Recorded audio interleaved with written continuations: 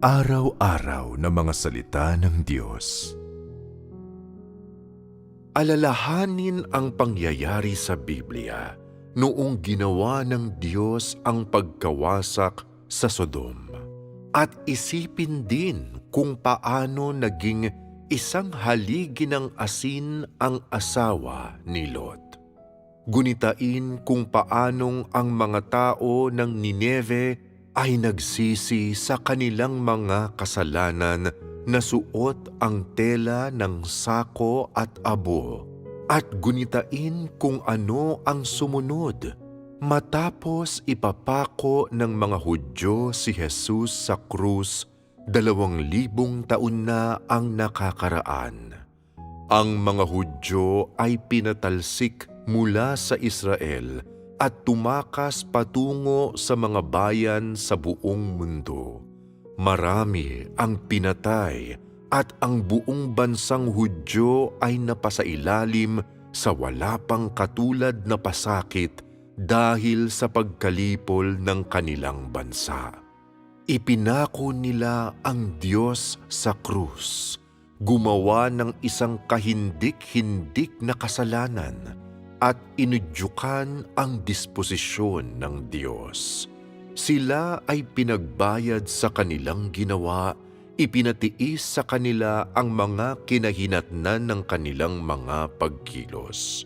Hinatulan nila ang Diyos, itinakwil ang Diyos, kung kaya't sila ay nagkaroon lamang ng isang kapalaran, ang maparusahan ng Diyos. Ito ang mapait na kinahinatnan at kapahamakan na dinala ng kanilang mga pinuno sa kanilang bayan at bansa. Ngayon, ang Diyos ay bumalik sa mundo upang gawin ang kanyang gawain. Ang kanyang unang hinintuan ay ang halimbawa ng mga diktador na pamumuno. Ang China, ang matatag na balwarte ng ateismo. Nagkamit ang Diyos ng isang grupo ng mga tao sa pamamagitan ng kanyang karunungan at kapangyarihan. Sa panahong iyon, siya ay tinutugis ng namumunong partido ng China sa lahat ng paraan at sumailalim sa matinding pagdurusa.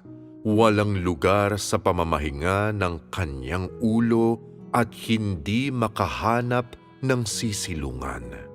Sa kabila nito, ipinagpapatuloy pa rin ng Diyos ang gawaing kanyang binabalak. Binibigkas niya ang kanyang tinig at ipinapalaganap ang ebanghelyo. Walang sino man ang makakaarok sa pagkamakapangyarihan sa lahat ng Diyos. Sa China, isang bansa na itinuturing ang Diyos bilang isang kaaway, ang Diyos ay hindi kailanman tumigil sa kanyang gawain.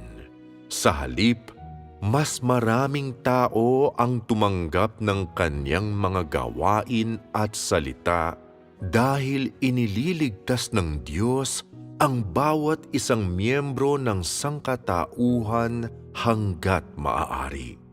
Nagtitiwala kami na walang bansa o kapangyarihan ang maaaring pumigil sa kung ano ang nais ng Diyos na makamit.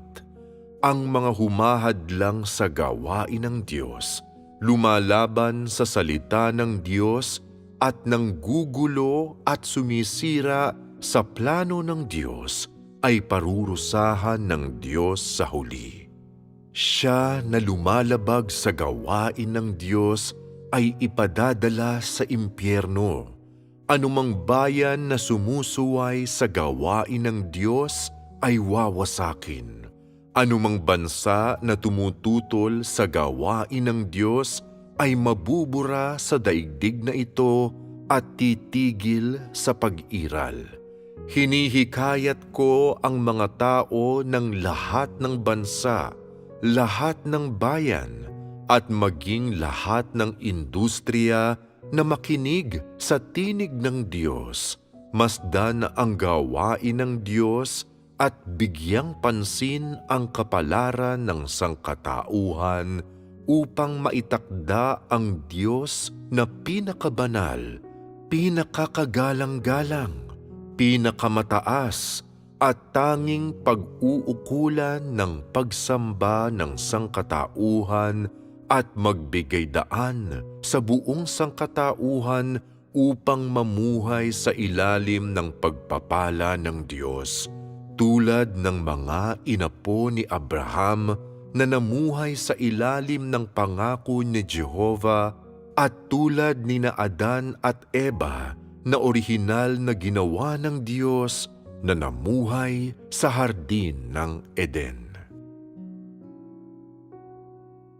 Ang gawain ng Diyos ay sumusulong tulad ng rumaragasang alon.